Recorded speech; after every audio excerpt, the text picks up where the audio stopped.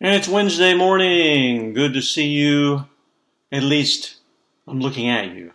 I guess that's how we're doing that. I'm hoping you're having a good day today. And a beautiful day, sunshine outside. We're going to make a good day out of this.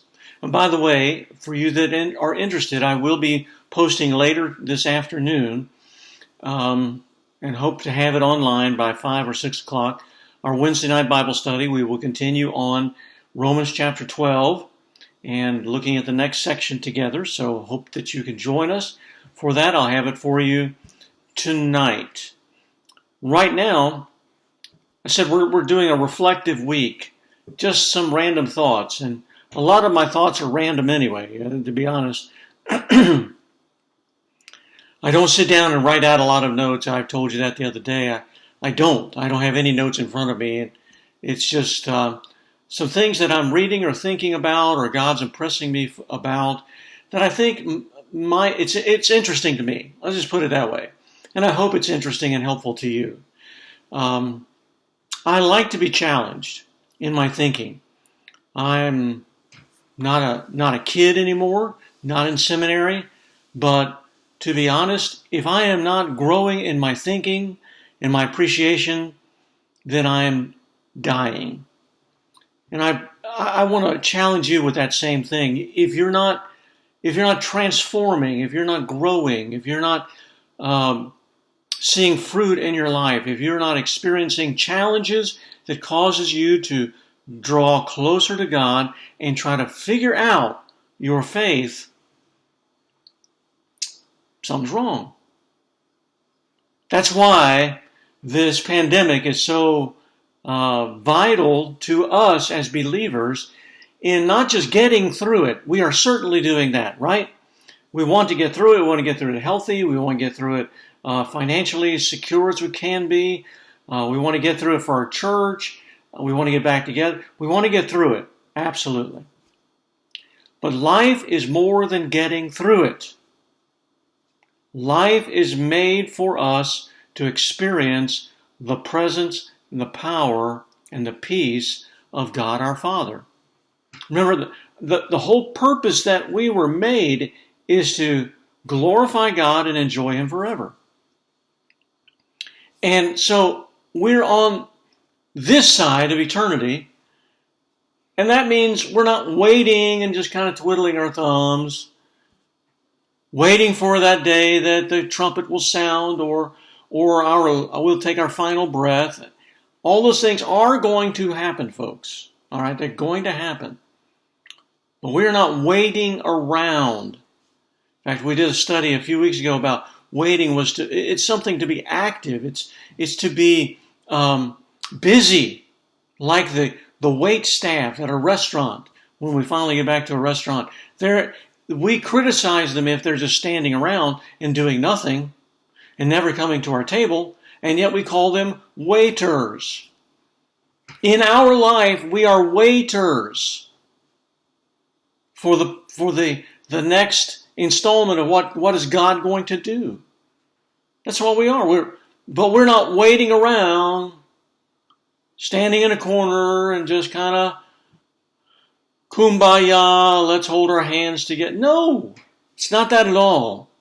We are busy. We are ministering, we are serving, and in that service, we should be growing. That's what I say. This pandemic is important for us, that we should be growing, and especially in the area of our faith. It's a challenge to us. Now, what is faith? Well, that's what we're going to reflect on the next few days. I've been reading some great stuff. Dallas Willard is a name I would share with you, and if you get a chance to read some of his writings, he passed away 2013, I believe. Just a giant of a man, but the most humble, scholarly, brilliant fellow that has graced us in recent years. You may have never heard his name before, but I want to tell you he's influenced a ton of people, and I'm one of them. I love to read his things, and I'm reading one now called a life without lack. And it's a look at the 23rd Psalm, but it isn't. I mean, it's not a exposition of the 23rd Psalm. I kind of thought that it maybe would be, but it's not. It's really his philosophy and his theological understanding of what it means to the Lord is my shepherd, I shall lack nothing, or I shall not want. What does that mean? And it's a terrific book. And it's one of those books that I'm going back and I'm rereading things because I just can't keep it all up in this cranium here. And they have such significance, and the significance that one of the things that has caught my attention is in the area of faith. I think there's misunderstandings about faith. I really do. I think in my life, I misunderstand faith a lot. Sometimes we talk about it as almost something that you gotta work for. You know, I gotta have more faith. I gotta believe harder, and like in this pandemic, I just gotta trust God. He's going to keep me healthy, and my faith is going to keep me there. And I don't really see that in Scripture. Okay, it's not something you're working for. Here is a truth. And it's a truth that's kind of burrowing deeper into my thoughts and my soul. Everything, underline the word everything that you have in this life is a gift of grace. Everything. Everything. Do you know what that includes? It includes your faith. You're not so good that you'll figure out God. God graciously gives us faith itself. What our business is to do is to receive it. Doesn't mean we sit back and again, just like a waiter in the corner doing nothing until we get somebody that says, now do this. No, it's not that. I'm not saying that. But I'm saying you don't work up faith, but you gladly receive it and ask for more. Do you remember the passage where Jesus says, ask, let's see if I get it straight, ask, seek, and knock. Ask, seek, and knock. I may have them in the wrong. Told you I don't prepare this a lot. I have a lot of stuff going on in my head. So I may not have it in the right order, but Jesus is saying that what we should be doing is busy asking and seeking and knocking. And you knock and the door will be open. You see, it is like, I'm trying to think of it, maybe when you were a kid and you wanted something, you needed something, and your neighbor had that thing. Maybe your lawnmower was broken. Let's do it something really simple. Your lawnmower is broken, and as a kid, it is your responsibility to cut the lawn, and it's not going to happen. And so what you can do is you go to your neighbor's house and you knock on the door. You seek out a solution. You knock on the door and you ask, could I use your lawnmower? And then your neighbor probably will graciously say, well, sure, I noticed you hadn't cut your lawn in the last couple of weeks. I've been waiting on you to ask. A lot of times in our life, we're trying to work up. I'll get more faith. I gotta believe. And then we feel badly when it just doesn't work out the way we thought it would work out, that I guess we didn't believe enough.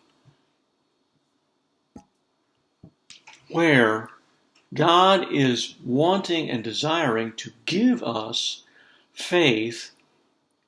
And what is faith? Faith is a consummate trust in God. Jesus Christ, when he goes to the cross, he doesn't give his life in resignation. This is one of the things that I was reading this morning from Dallas Willard. He does not just okay, I know I got to do this. I'm going to give up my life. Here are the people that I'm dying for. And I know it's the only way we can do it. So I'm going to resign myself to being beaten and tortured and put a crown of thorns on my head, nails through my side, my hand, spear in my side, and I will die. I am resigned to do it. I will not resist this. No, that is not what Jesus does. He goes to the cross in absolute trust in the plan and the will and the power of the Father. He doesn't go to the cross in resignation. He goes to the cross in trust. He doesn't say, well, I'll believe. No, he said, I will trust the Father. You know what faith is? It is trusting completely, consummately in the will and the love and the wisdom of the Father. Now, I want to tell you that doesn't come just innately. You know who we trust in mostly? Ourselves. You know you've done that. You know you have. I guess I can't have faith in anybody but me, because if you want to get the job done, you gotta what? Do it yourself, right? Because you can't trust any of these yahoos that you thought were going to help you, and we even get that way with God sometimes. So faith is a trust, and here's the deal. Okay, it's a gift of God, but we are to ask, seek, and knock. In other words, there's an activity where we come to God and say, God, give me more faith, please. I am struggling with this. You remember the man with the child when Jesus says, do you believe? And he says, I believe, but not enough. Help my unbelief. You give me more belief. I want to believe more. And that, my friends, when you say, I want to believe, I want to trust more, that is the first step of increasing your trust. And here's the deal. Trust is not something you do and then you're done. Belief, faith is not something you receive one time, kind of like a big bulldozer filled up that hole, we're done. No. It is something that continues to fill your life and transform your life. Remember Romans 12, 1 and 2, be transformed. That God who began a good work in you will bring it to completion, that there is a process going on.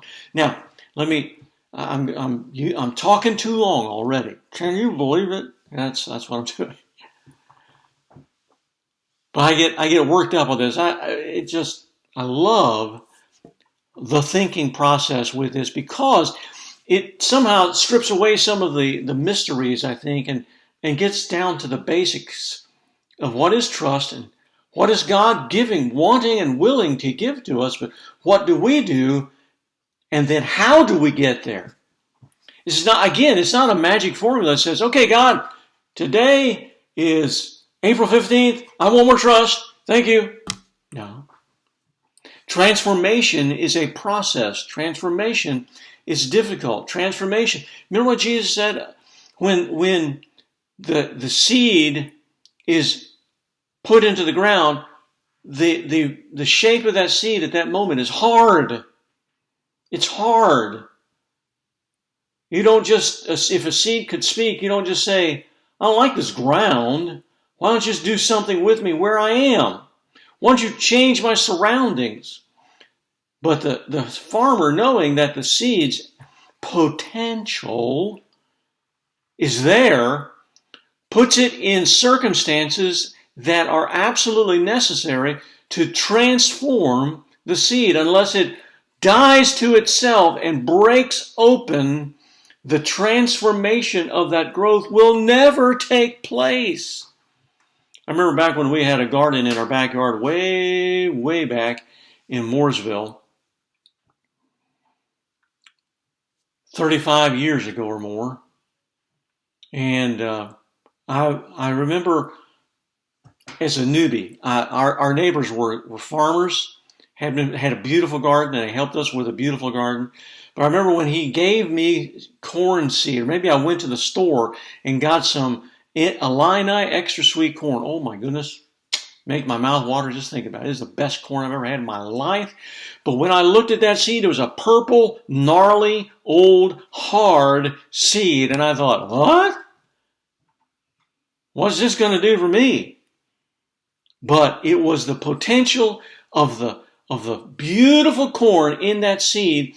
And my farmer friend Marvin next door said, what you got to do is you got to get that soil ready. You got to put some fertilizer in it. You got to plow it deep enough. You got to plant it. You got to put it further along. And then you got to leave it alone and water it. And sure enough, under the surface, there was a death to that seed. There was the potential of life. There was a transformation. And that's where you are. That's where I am. In the midst of where we are in this pandemic, we have the ability to say, God, I'm scared. I just don't know what's going to happen next. And I'm fearful. And we can do that. Is Bill Gates going to do this? And is the government going to do that? We can live a life of fear. But that's not transforming. You know what that is? That's going back to the seed. It could be, and we will know in years to come, that these moments are transformative opportunities in your life to grow your faith. These are the dark, dirty, under the surface moments that it begins to break open a life and transformation takes place. I can tell you this, it won't happen unless you recognize it and recognize the authority of God. Now, Willard talks about 3 aspects of faith, and they're wonderful, and he uses Job. So let me just briefly, it's getting late already, but let me briefly, and I'm going to use the next 3 days, or I might even bleed over into next week, but he talks about the faith of propriety. I'll explain that. The faith of propriety, and then the transformation to the faith of desperation, and then the faith of sufficiency. Propriety, desperation, sufficiency. And he uses Job as a great example where I think really many of us are most of the time. And that is a faith of propriety. What does propriety mean? Well, it means doing what is proper, doing what is expected. And in the first part of Job, you remember, we were not going to read it. You read it. It's a great, first few chapters are incredible. But you see that Satan's wandering around the earth. Remember, Satan is the power of this world. God invades this power through Jesus Christ. And C.S. Lewis says it's like a wireless. It's like a radio that it calls to us to join in on the guerrilla warfare against this world. And one day that God, through Jesus Christ, thank God, will defeat completely and utterly and forever Satan and his grip, his power on this world. But Satan is continuing to influence this world. Don't you ever doubt it. That there is an evil power, and his name is Satan, and he is trying to influence in wrong and evil ways this world. And here we are, in our faith of propriety, we think, as Job did, that if I do the right thing, God will be good to me. And that's what he'd done all his life. He'd done that all his life. Everything was going well. It's going great. And that is what Satan points out to God. God says, what have you been doing? He said, I've been roaming the earth. Of course, that's what he does. And then God says, hey, have you noticed my servant Job? And he says, yeah, I know. Sure, I see Job. But what is he? I mean, he's nothing. If you take away your blessings, he's going to scram. In other words, he doesn't love you for you, God. He loves you for what you can provide for him. And that is to a degree, a faith of propriety. Now, it's a good faith. It's not a bad faith. It is really the way we get it to God, where we say, God, I can't do this on my own. God, I need you in my life. God, I am a sinner and I need you. And so we ask God, do something I can't do. And so we begin that walk of faith. But it's so easy for us to develop that faith of, God, I will love you, and God, you will bless me. God, I will be faithful, and God, you'll be faithful to me. And that's exactly what Satan points out. And God says, well, fine, take some things away. And he does. Tragically. And then he takes away his health. And finally his wife says, well, you ought to curse God and die. And he says, listen, am I going to accept the good things of God and not the bad things? And in that it says, in all those things he did not sin. What's happening? There's a faith of propriety. He's believing, trusting, if I am religious, if I am doing the right thing, if I show up when I should show up and say the right things when I need to say the right things, then God will be good. And that's certainly the understanding of the three friends. You remember those three guys that came along? They sat with him for a week and then finally said, now listen here, Job, we've heard enough of this. And we know that you've done something wrong. Because if you've done something wrong, God will get you. If you've done the right thing, God won't get you. And what you need to do is you need to confess that wrong thing, and then it's going to be all right. And Job says, wait a second, I've done the right thing. And so here becomes the point of transformation.